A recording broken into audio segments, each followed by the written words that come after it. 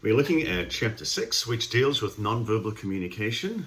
We've looked at nonverbal communication defined, what the characteristics of nonverbal communication are, the functions of nonverbal communication.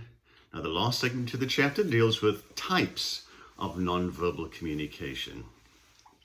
Body movement is the first type, and this refers to our posture, our gestures, our eye contact, facial expressions, and so on. So the term kinesics is used to describe the study of how people communicate through bodily movements. So let's start off with the face and the eyes. Of course, the face and the eyes are the most noticeable part of your body.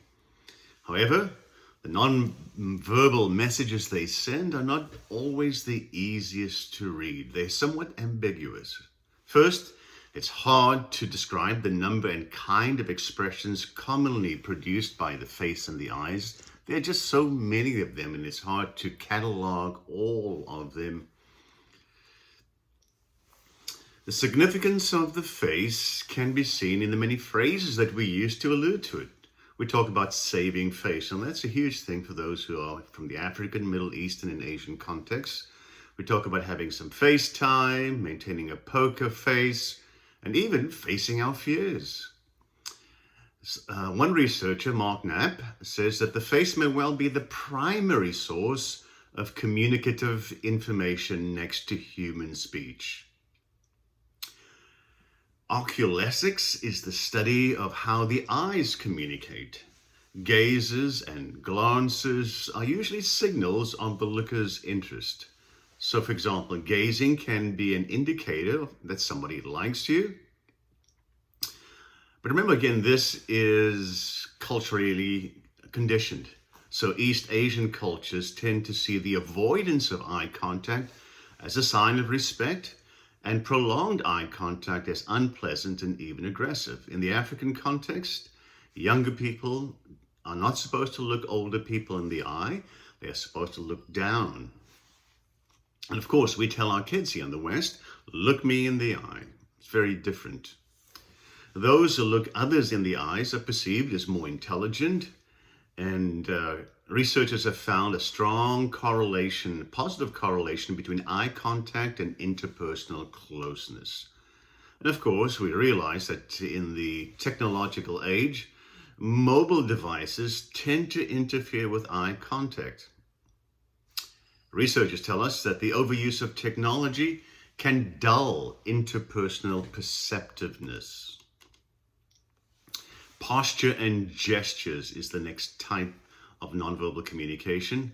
What does your posture say nonverbally about how you feel?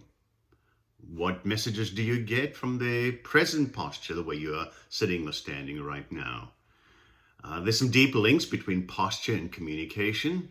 We use these expressions: I won't take this lying down, stand on your own 2 feet, take a load off your back, and don't be so uptight. It's hard to tell what somebody's posture means. What you have to compare it to is what they normally look like and what they are doing now. And if there's a difference, you can tell that there may be a difference in their mood. So the key is to look for small changes that might be shadows, indicators of the way people feel.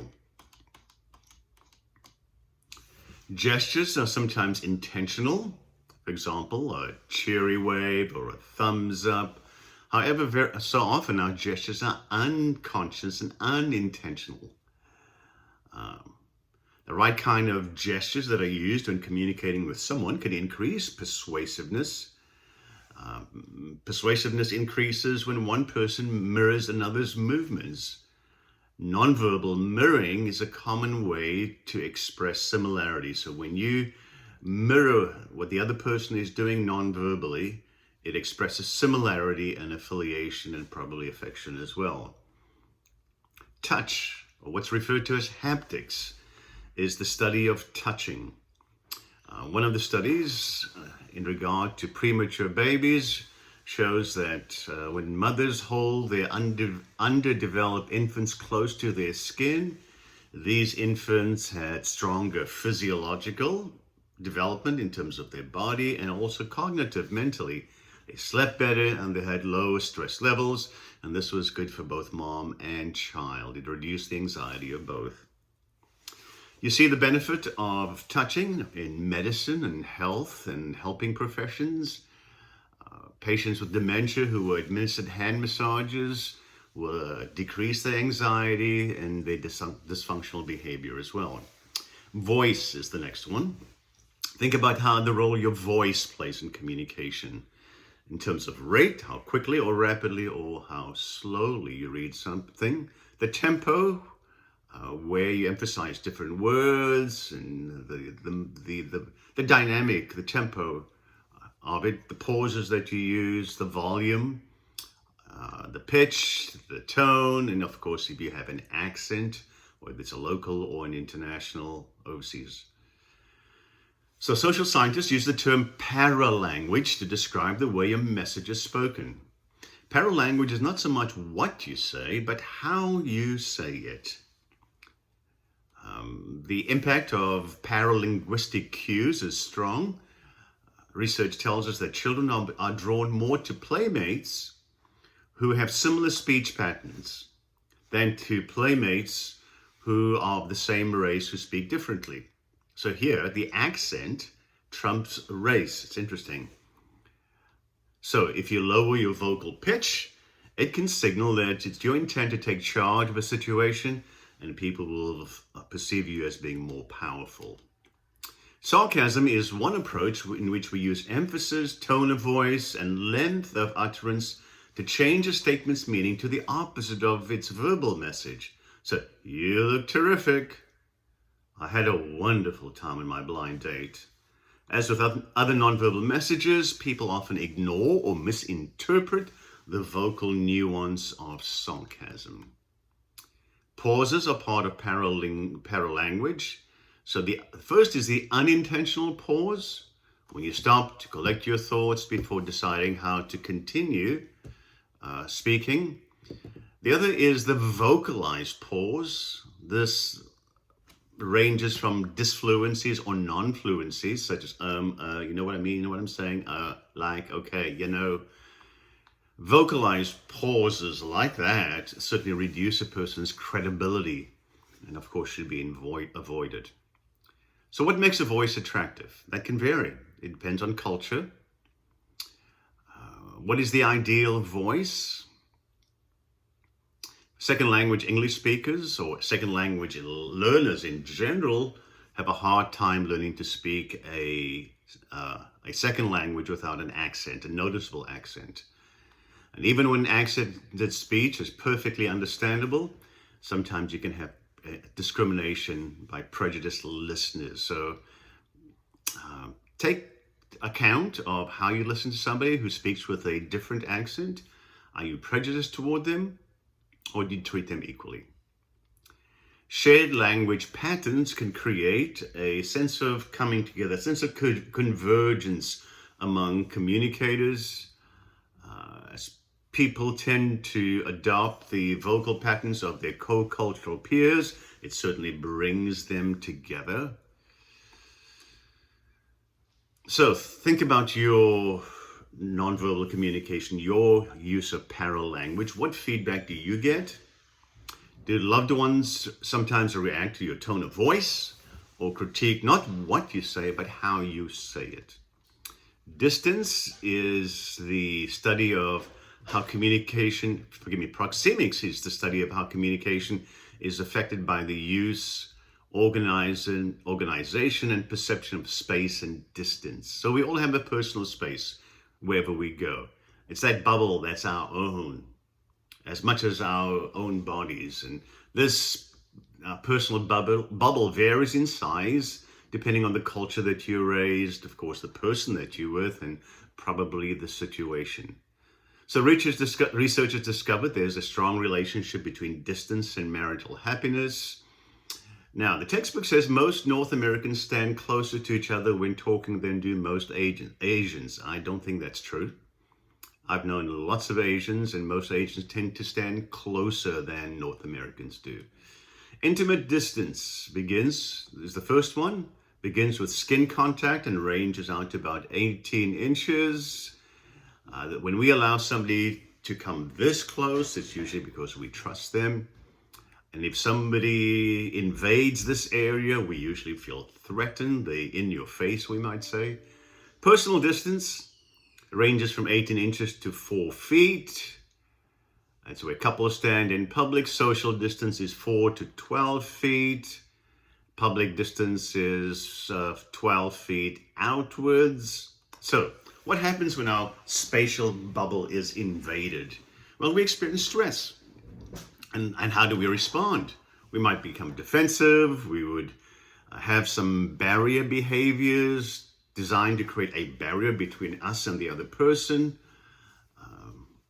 So go ahead and try it. Maybe, I don't know, depending on what the reaction might be. Invade someone's personal space and notice the reaction. Some people will move backwards, and the person who doesn't understand the cultural distance aspect may move closer, and so you get this move back, move closer, move back, move closer. Territoriality is a stationary area we claim. So personal space is that bubble that we carry wherever we go. So if somebody takes your seat in one of your classes, of course the chair isn't your possession, but you have some ownership of it. So how you respond to perceived violations of your territoriality depends on who enters it and uses it and why they do so. If it's a mistake, that's one thing. If it's a planned attack, it certainly is something else. Think of gangs. When a gang member goes into somebody else's territory, what happens there?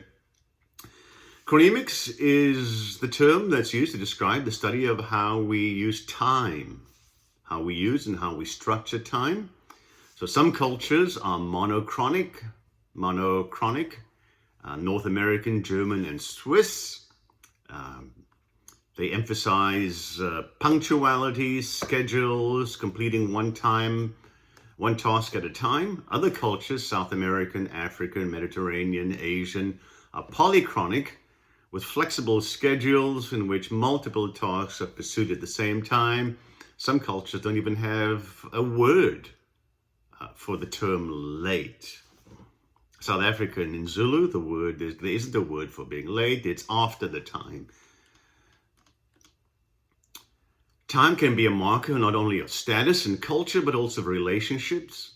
So research shows that the amount of time spent with a relational partner sends important messages about valuing that person.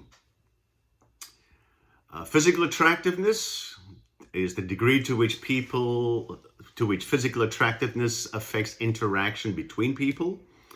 Men and women whom others view as attractive are rated as being more sensitive, kind, strong, sociable, and interesting than those who are not perceived as being attractive. So very often attractive people get preferential treatment, both in hiring, decisions, and on the job. Occasionally, beauty has negative effects, and interviewers may turn down highly attractive candidates if they are perceived as threats. One study shows that physically attractive people have trouble maintaining relationships, and this may be due to the fact that they have high expectations for how they'll be treated by their partners. So your posture, your gestures, your facial expressions, your other behavior can increase the attractiveness of somebody who might not otherwise be that attractive. And of course, the way we dress can make a significant difference in the way people perceive us. Clothing conveys a variety of messages to others, and they include, of course, your educational, economic, I'm not sure about trustworthiness, your social position, your level of sophistication, your economic background, your social background, your educational background, your level of success, of course, but the last one, your moral character, not too sure about that. So when you dress more formally, it certainly enhances your credibility or your perception of credibility and expertise. So if you think of our perceptions, especially Westerners' perceptions of Middle Eastern women who wear a hijab, a veil or headscarf, Westerners tend to perceive this as a sign of oppression, whereas veiled women see their hijab as helping them define their Muslim identity, resisting sexual objectification, and to be afforded more respect. Physical environment. How? So nonverbal communication will focus on how things both shape and reflect interpersonal communication. So neighborliness was significantly higher in places with positive physical environments. Of course, physical items can also shape the quality of relationships. Your furnishings, your decorations will affect the way people feel and interact. All right. Sometimes souvenirs remind you of special times. All right. That's the end of chapter 6.